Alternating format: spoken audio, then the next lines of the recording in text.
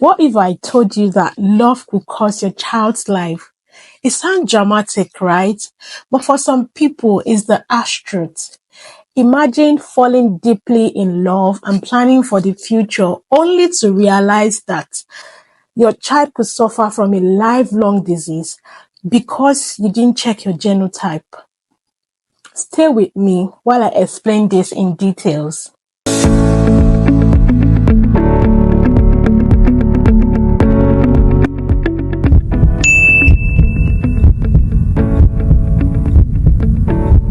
Thousands of children suffer from a life-threatening condition known as the sickle cell disease, just because their parents are not aware of their genetic compatibility.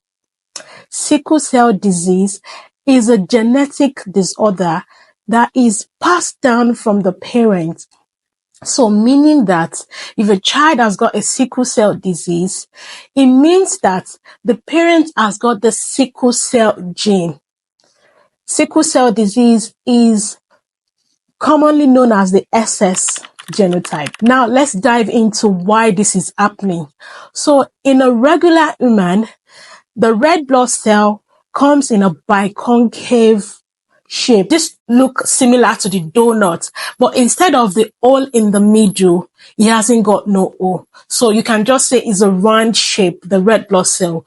But in someone with sickle cell, it comes in a sickle form. While there is blood flow all through the body, an individual with a sickle cell experiences excruciating pain because of the shape of their red blood cell, because their hemoglobin are not able to carry oxygen very freely around the body. Normally, the symptoms commence starting few months from birth. Can you imagine? Even as little as the child, they start to experience the pain. It starts few months from after birth. And this is majorly triggered by three things: extreme cold weather, strenuous exercise, and dehydration. Other symptoms that an individual with sickle cell experience is anemia. That is majorly because of the shape of their red blood cell. It breaks down easily, and this predisposes them to anemia. So most often they experience low blood volume. Another one is infection. They are prone to infection easily because there is no adequate blood to fight foreign bodies. So they are prone to infection. Other problems that could arise in an individual with sickle cell are delayed in growth. You could see that they don't grow normally as others would do. They are either stunted or with small stature. Jaundice, joint pain. They often complain of joint pain always, and so on and so forth. Now let's dive into the management. It is important for us to know how to manage this condition. Knowing the symptoms will actually help in managing the condition. So we already said that extreme weather triggers the pain. So what do? We avoid extreme weather. Make them very warm. Hydration, because dehydration will lead to pain. So let them be well hydrated. Strenuous exercise. Avoid strenuous exercise. Relaxation technique.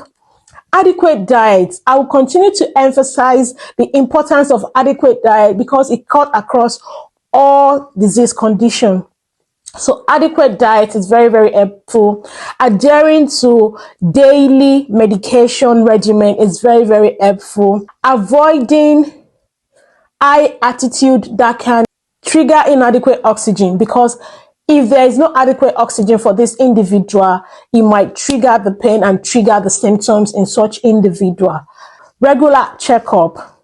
Lastly, avoid alcohol and smoking. It is very, very important. But there's one major prevention that could actually stop all of this from happening. That is checking your genotype. Imagine checking your genotype before getting deeply committed or before getting into marriage. This will save a lot of stress, because this condition does not only drain one, it's emotionally draining, physically draining, financially draining for both parents and the child. So before I leave today, I'm just going to say this. Everyone is unique with their genotype. Avoid anything that can trigger yours. Do not forget to like, share, and subscribe to this channel. Subscription is totally free. And turn on your notification bell just so you can get notified.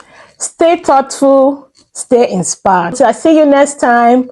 Bye. Feeling thankful for the love and the happiness we chase. Sun